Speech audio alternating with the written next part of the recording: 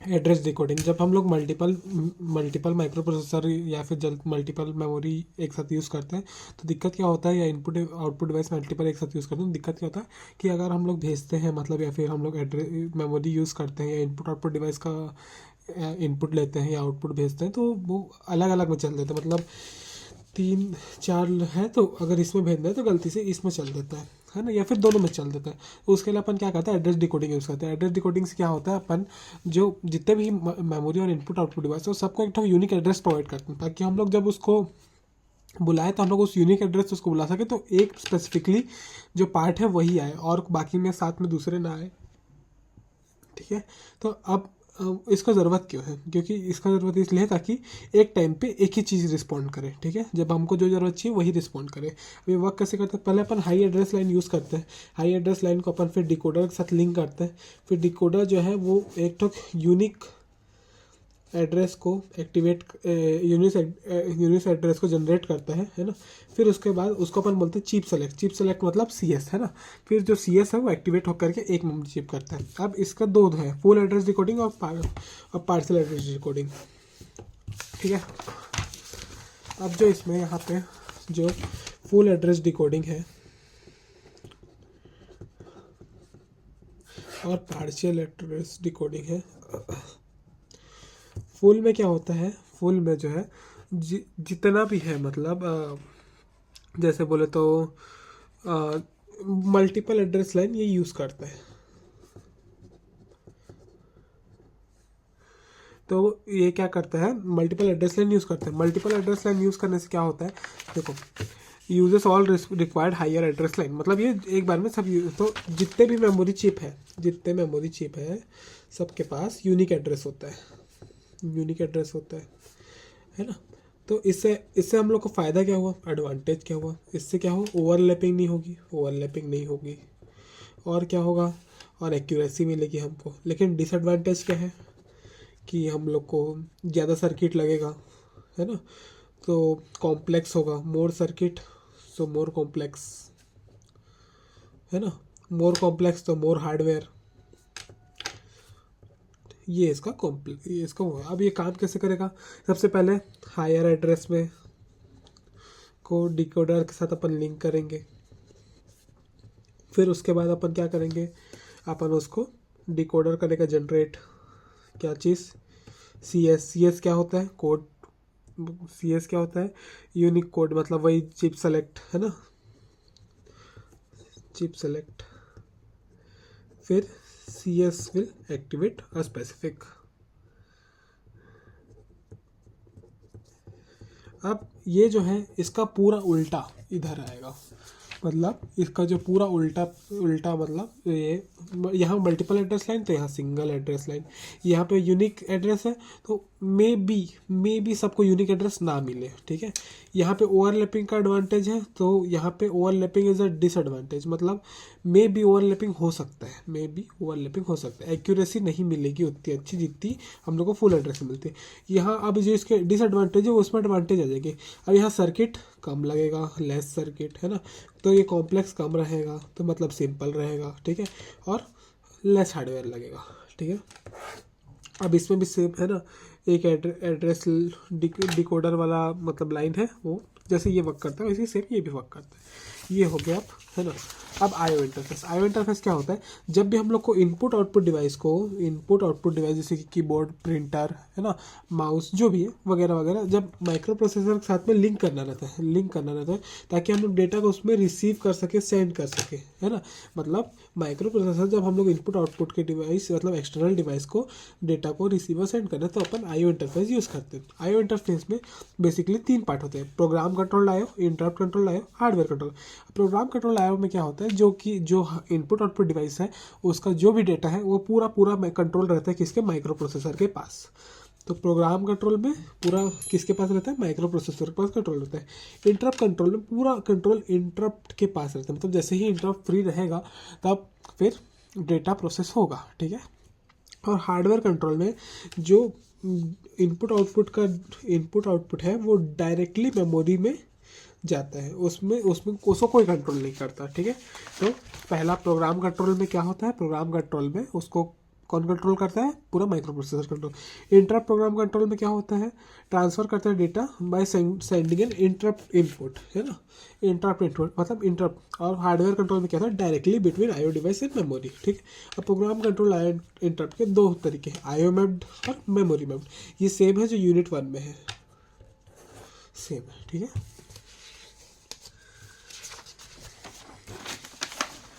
अब the programmable peripheral interface. Programmable peripheral interface क्या होता है? जब हम लोग को माइक्रो प्रोसेसर और इनपुट आउटपुट को साथ में यूज़ करना रहता है तो अपन प्रोग्राम पेरिफेरल इंटरफेस यूज़ करते हैं 8255 के लिए, ठीक है। इसको PPI 8255 भी बोलते हैं, ठीक है। इसमें 40 पिन्स होती है, जिसमें 24 प्रोग्रामेबल होती है। 8085 8086 के साथ यूज़ कर सकते हैं। ये इसका बेसिक डायग्राम है जो कि बहुत ईजी, दिख बहुत कॉम्प्लेक्स है। जैसे फॉर एग्जाम्पल सबसे पहले मैं यहाँ बनाया पोर्ट ए। 3 पोर्ट होते हैं, ए, बी और सी। पोर्ट ए होगा 8 बिट का, है ना, जो इनपुट आउटपुट के लिए यूज़ होगा। पोर्ट बी सबसे नीचे आएगा जो कि इनपुट आउटपुट के लिए यूज़ होगा, ये भी 8 बिट का है। पोर्ट सी अब 2 पार्ट में टूटा हुआ है ना। पोर्ट सी ये अपर हो गया क्योंकि ऊपर है, पोर्ट सी ये लोअर क्योंकि ये नीचे है, ठीक है। ये भी 4 बिट का है, ये 4 बिट का। टोटल कितना हो गया? 8 बिट, ठीक है। अब इसके अलावा, है ना, अब इसके इंटरनल ब्लॉक्स में अपने पास आ गए पहले पोर्ट्स, ठीक है। एक आ गया पोर्ट ए, है ना। अब सबसे पहले ब्लॉक्स के 2 पार्ट हैं, मतलब टोटल ब्लॉक्स 4 पार्ट के, ठीक है। ये मेन है, इसके 4 पार्ट्स।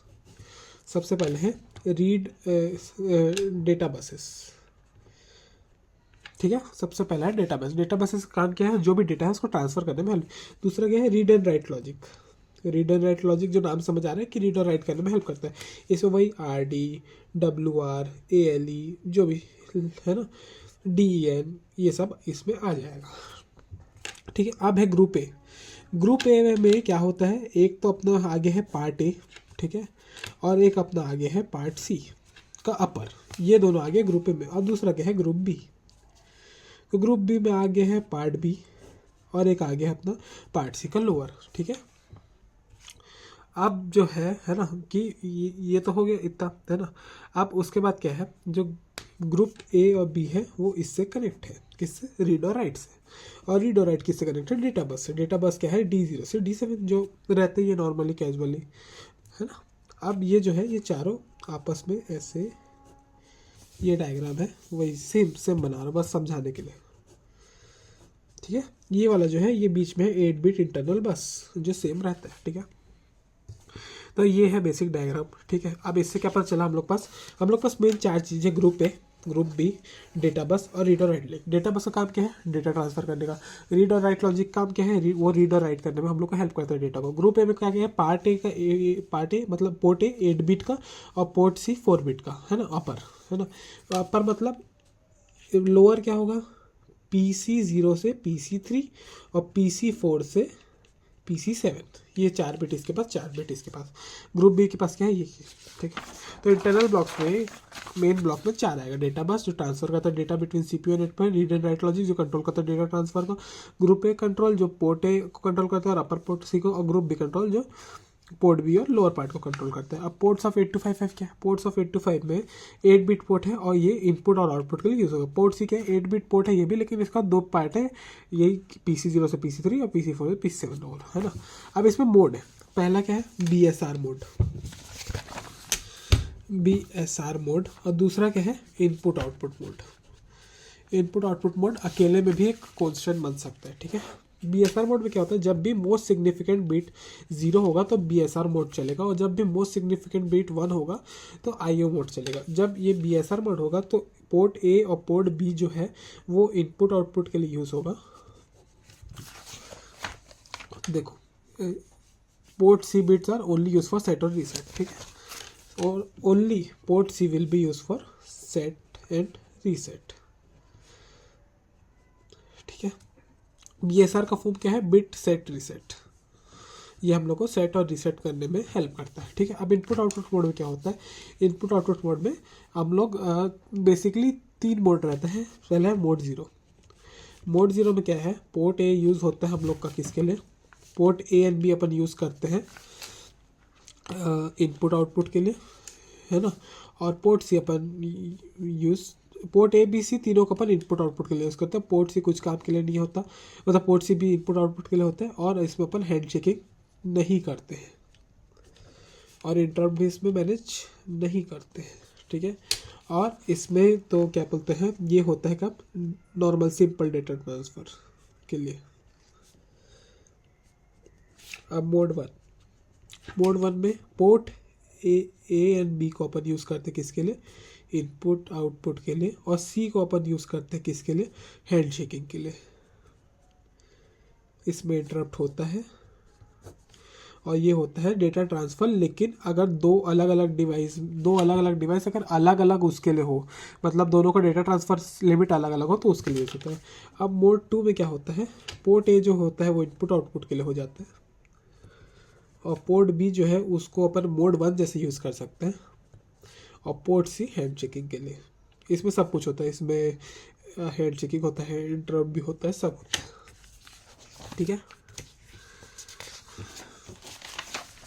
ठीक है।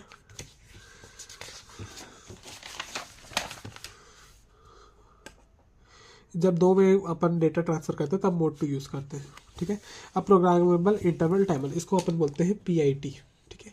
अब PIT के लिए मेरे पास नंबर है 36224, 3, या फिर ऐसे भी 3 × 2 = 6 और 24, ठीक है, 6 3 24, ठीक है, ऐसा भी, मतलब 3 × 2 26 24। अब 3 क्या है, इसमें टोटल 3 यूनिक काउंटर्स होते हैं, इंडिपेंडेंट काउंटर्स, है ना, जो कि हम लोग को 16 बिट डाउन काउंटर्स होते हैं इंडिपेंडेंट। फिर दो में क्या है अपने, इसमें हम लोग BCD और बाइनरी यूज़ करते हैं, BCD और बाइनरी यूज़ करते हैं, वर्क्स इन BCD और बाइनरी। उसके अलावा 6 क्या है, इसमें 6 मोड है, प्रोग्रामेबल मोड 6 प्रोग्राम, और 24 क्या है, इसमें 24 पिन्स है जो कि डुअल इनलाइन पैकेज में काम करती है, ठीक। अब इसमें एक रीड बैक कमांड है। रीड बैक कमांड क्या करती है, हम लोग को यूज़र को करंट स्टेटस जानने में मदद करती है, करंट मोड जानने में मदद करती है, प्रोग्रामेबल मोड जानने में काम करती है। इसको PIT 8254 भी बोलते हैं, ठीक है।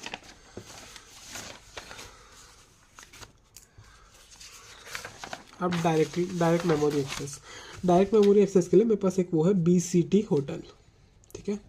अब BCT होटल क्या है वो बताऊंगा। देखो, जब भी हम लोग खाना खाते हैं, ये हम लोग पास दो तरीका है, या तो हम लोग स्विगी से खाना मंगाए, पहले हम लोग घर में बैठे होम स्विगी से खाना मंगाए, और फिर स्विगी होटल जाएगा, वहाँ से लाएगा, है ना, और फिर स्विगी से हमको होम में। तो अब इससे क्या होगा, स्विगी हम लोग को पैसा ज़्यादा लगा, ठीक है, हम लोग को टाइम भी ज़्यादा लगा। लेकिन अगर अपन डायरेक्ट होटल में खाएंगे तो हम लोग क्या होगा, हम लोग को बहुत सारी चीज़ का फायदा होगा। कैसे कि जैसे बता रहा हूँ, वैसे सेम होता है डायरेक्ट मेमोरी एक्सेस में। जब हम लोग डेटा ट्रांसफर करते हैं डायरेक्टली, है ना, मेमोरी से इनपुट आउटपुट डिवाइस में, तो अपन उसको किसके थ्रू करते हैं, डायरेक्टली मेमोरी एक्सेस के लिए। इसमें CPU इन्वॉल्व नहीं होता। CPU क्या है, स्विगी इन्वॉल्व नहीं होता, ठीक है। अब इसकी ज़रूरत क्यों है, CPU become free, Swiggy free हो गया, मतलब हमको पैसा नहीं लगा। ये फास्टर हुआ, हाँ, क्योंकि देखो पहले स्विगी वाला जाएगा, फिर वो खाना बनेगा, फिर वो खाना को लेके आएगा, उससे बड़े हम जाएंगे तो डायरेक्ट खाना बनेगा, हम लोग डायरेक्ट खाना खाएंगे, तो फास्टर हो गया। ये CPU ओवरहेड कम करते हैं, मतलब स्विगी का जो लोड है वो हम लोग के ऊपर कम करते हैं, ठीक है। अब BCT क्या है, BCT इसके टाइप्स है। सबसे पहले बर्स्ट मोड में क्या होता है, एक बार में पूरा डेटा भेज देता है, ठीक है। दूसरा है साइकिल स्टीलिंग मोड, जिसमें वो एक एक बाइट करके चुपचाप धीरे धीरे भेजते रहता है, साइकिल स्टीलिंग, ठीक है। और T मतलब ट्रांसफर मोड में क्या कहता है, जब भी CPU आइडल रहता है, जब भी स्विगी खाली बैठा है, ठीक है, तब वो डेटा ट्रांसफर करता है, ठीक है। अब DMA operation, basic DMA operation कैसे होता है। अब जैसे होटल है, ऑब्वियस होटल है, तो सबसे पहले होटल वाला हम लोग होटल से मांगेंगे मेन्यू, ठीक है।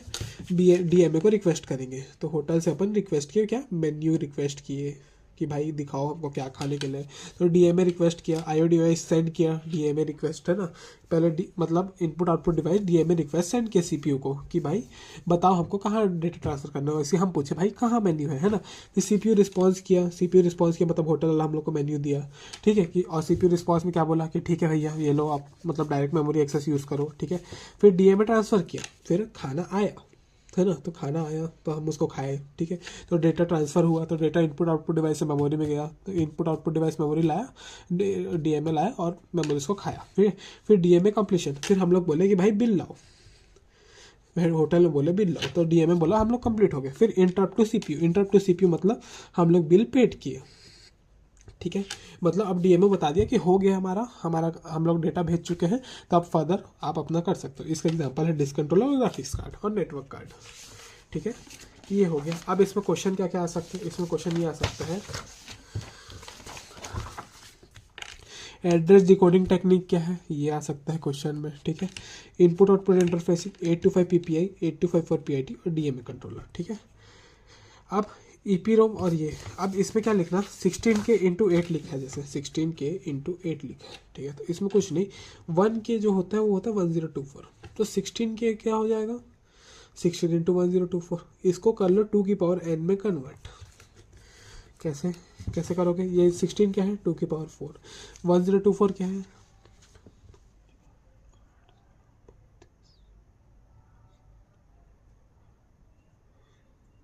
2 की पावर 7, 7 प्लस 4 कितना हो गया 11, तो टोटल हुआ 2 की पावर 11, ठीक है।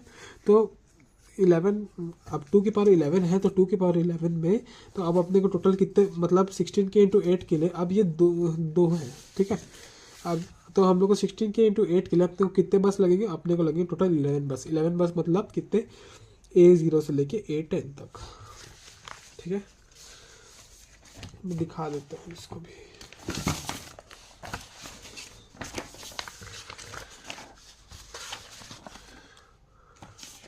देखो जैसे 4K इंटू 8 है ना, तो 4K मतलब कितना, एक के भी मतलब 1024, 4K मतलब 4096, 8K मतलब 8192। अब ये 8K कैसे हो गया, क्योंकि दो 4K है अपने पास, तो ये 8K हो गया। तो 8K मतलब 8192, तो 2 की पावर n इक्वल टू 8192 है ना, और n इक्वल टू आ गया 13 मतलब अपने को लगेगा A0 से A12 तक। तो कुछ नहीं, बस यहाँ पे लिख दो A0 से पूरा A19 तक लिख दो, और A0 से A12 तक अपन कर दिए 0, बाकी कर दिए 1, तो ये आ गया अपना फाइनल। बस इतना ही लिख दोगे तो अभी के लिए बहुत है, ठीक है। मेन अपने को n फाइंड करना है। अब ये है यूनिट 5 में क्या है अपने पास, यूनिट 5 में कुछ जैसे 32 बिट सेगमेंट डिस्क्रिप्टर छोड़ दो, 823806 का आर्किटेक्ट क्या होता है, तो कुछ नहीं, 8086 याद है अपने को, याद है, चलो BIU, और एक आता है अपने पास EU, बस इसको अब अपन ऐसे लिख दें। यहाँ पे अपन एक और लिख लेते हैं AU, जो कि क्या हो गया एड्रेस यूनिट, और यहाँ पे अपन एक और लिख लिया इंस्ट्रक्शन यूनिट, ठीक है। दो चीज़ इसमें एक्स्ट्रा आ गई। अब एड्रेस बस होगा, डेटा बस होगा, ठीक है। एड्रेस बस वही A0 से A19, और डेटा बस वही D0 से D7, ठीक। अब AU यूनिट में क्या करेंगे, अब इसमें इसको कनेक्ट कर देंगे, BIU और EU कनेक्ट करना बहुत ज़रूरी। ये इसको ऐसे कनेक्ट कर देंगे, इसको ऐसे कनेक्ट कर देंगे, इसको ऐसे। BIU के बारे में मालूम है, प्री फैच होता है और जो भी होता है ना। और EU के बारे में मालूम है हम लोग को, उसमें GPRS होता है, SPRS होता है, और ALU होता है, जो भी होता है लिख देने का। ये हो गया क्या आपका, ये हो गया अपना 80386 का ब्लॉक डायग्राम। इसके बारे में जो भी पता है लिख दो। इंस्ट्रक्शन यूनिट क्या होता है, जो इंस्ट्रक्शन को हम लोग को फैच करने में, फिर उसको डिकोड करने में हेल्प करता है। एड्रेस यूनिट जो यूनिक एड्रेस बनाता है, बस वही सब है, ठीक है। बस इसमें क्या हुआ है, जो BIU है उसमें से IR इधर आ गया है, और AU एड्रेस यूनिट इधर आ गया है, ठीक है। अब फ्लैग रजिस्टर अपने को पहले पता है कितना होता है, पहले होता है कैरी फ्लैग, फिर होता है पैरिटी फ्लैग। इसके क्या है, 0 है, 2 है, फिर 4 है, फिर 6 है, फिर 7 8 9 10, फिर आता है अपना ऑक्सिलरी फ्लैग आता है। ऑक्सिलरी फ्लैग के बाद फिर अपना आता है, क्या आता है, फिर अपना साइन फ्लैग आता है, फिर 0 फ्लैग आता है, उसके बाद ट्रैप फ्लैग आता है, उसके बाद फिर इंटरप्ट फ्लैग आता है, इंटरप्ट फ्लैग के बाद डायरेक्शन फ्लैग आता है, फिर ओवरफ्लो फ्लैग आता है। अब इसमें दो और आ गया, क्या आ गया, 12 और 13 पे इसमें दो और ये आ गया, इस पर आ गया इनपुट आउटपुट फ्लैग, और इसमें एक और आ गया अपना इनपुट आउटपुट फ्लैग के अलावा इसमें अपना एक और आ गया है क्या, वर्चुअल फ्लैग। वर्चुअल फ्लैग क्या करता है, वर्चुअल मोड को ऑन करता है। इनपुट आउटपुट क्या करता है, इनपुट आउटपुट को मैनेज करता है, ठीक है, प्रोटेक्ट करता है इनपुट आउटपुट के डेटा को। ओवरफ्लो फ्लैग जो ओवरफ्लो बताता है, डायरेक्शन फ्लैग बताता है कि कहाँ जा रहा है डेटा, किधर से किधर, ठीक है। इंटरप्ट फ्लैग हम लोग को बताते हैं कि कोई इंटरप्ट आया है क्या। ट्रैप फ्लैग हम लोग को बताता है सिंगल स्टेप रन में 1, और सिंगल स्टेप रन नहीं होते तो फिर वो ज़्यादा वो 0 फ्लैग वही आंसर 0 है कि नहीं, साइन प्लस है कि माइनस है वो बताते हैं। ऑक्सिलरी फ्लैग बीच का कैरी बताता है। पैरिटी फ्लैग हम लोग को बताता है टोटल नंबर ऑफ वंस। अगर टोटल नंबर ऑफ वंस की काउंटिंग इवन है तो ये होगा even parity. Total number of ones की काउंटिंग ऑड है तो ये होगा ऑड पैरिटी। कैरी फ्लैग क्या करता है, जो लास्ट में कैरी आता है उसके बारे में हमको बताता है, ठीक है। ये हो गए टोटल फ्लैग्स। 32 बिट का फ्लैग रजिस्टर ऑफ 80386 यही है। अब रियल मोड, प्रोटेक्टेड मोड और वर्चुअल मोड क्या होता है। रियल मोड क्या होता है, इसमें ये डिफ़ॉल्ट रहता है, रियल डिफ़ॉल्ट, ये कंपेटेबल रहता है 8086 के साथ, और इसमें कोई प्रोटेक्शन नहीं होता, नो प्रोटेक्शन एट ऑल, ठीक है। और ये 20 बिट एड्रेसिंग होता है। अब प्रोटेक्टेड मोड क्या होता है, ये 32 बिट एड्रेसिंग होता है, इसमें प्रोटेक्शन रहता है, ये पेजिंग और सेगमेंटेशन करता है, उसके अलावा ये मल्टीटास्किंग भी करते हैं, ठीक है। अब वर्चुअल मोड में क्या रहता है, वर्चुअल दुनिया। अब हम लोग सपनों की दुनिया में, तो ईच जितने भी प्रोग्राम हैं या प्रोसेसर है, उसको लग रहा है कि हमारे पास पूरा एक्सेस है करके, लेकिन उनके पास होता नहीं है। इससे एफिशिएंसी बढ़ती है, लेकिन उन लोग के पास पूरा एक्सेस होता नहीं है। ये 808 के साथ मस्त काम करता है, ठीक है। अब i3, i5, i7, i3, i5, i7, i3, अब इसमें कुछ पॉइंट। सबसे पहले i3 और i5 ये जो है 2010s में बने हैं और ये बने 2020s में, ठीक है। इसका परफॉर्मेंस गुड है, परफॉर्मेंस इसका बेटर है, इसका बेस्ट है अभी के लिए, फ़िलहाल के लिए, ये तीनों कंपैरिजन में, ठीक है। परफॉर्मेंस है ना, इसका वो क्या बोलते हैं, हिस्ट्री, ठीक। तीनों इंटेल बनाए, मेड बाय इंटेल, तीनों मेड बाय इंटेल है, ठीक है। पॉइंट्स बता रहा हूँ, ठीक है। 1 2 3, ठीक है। चौथा पॉइंट, इसमें हीट कम है, इसमें हीट नॉर्मल है, इसमें हीट ज़्यादा है, ठीक है। इसमें 2 से 4 कोर होते हैं, इसमें 4 6, इसमें 6 से 10, ठीक है। कोर, हीट, ये हो गया 5 पॉइंट। छठा पॉइंट, ये नॉर्मल यूज़ के लिए है ना, जैसे ये गेमिंग करने के लिए यूज़ होता है जैसे कि, और ये हाई यूज़ होता है AI, ठीक है। इसमें परफॉर्मेंस ठीक ठाक है, इसमें बैलेंस्ड है, इसमें हाई परफॉर्मेंस है, ठीक है। और एफिशिएंसी लिख सकते हैं, इसी 2-4 पॉइंट अपने हिसाब से और लिख सकते हो। तो ये हो गया।